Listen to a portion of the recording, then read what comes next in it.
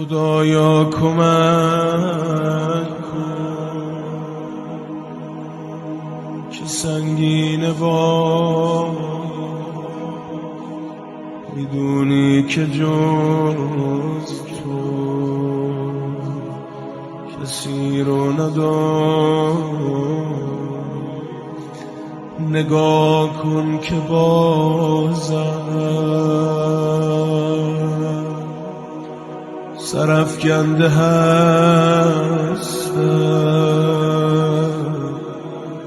داره میگه اشکان که شرمنده هم. من از دست نفسم میدونی که خستم،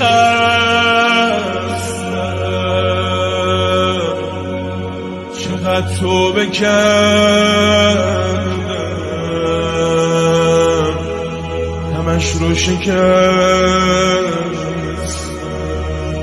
مولا توی بنده هات نیست کسی بدتر از من. همین اول ما بیا بگذرد.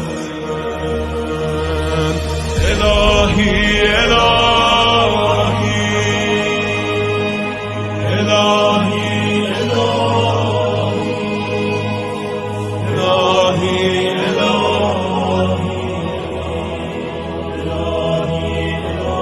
نکارم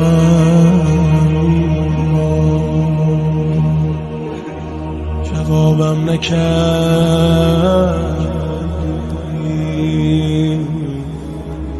جلو چشم من خرابم نکرد.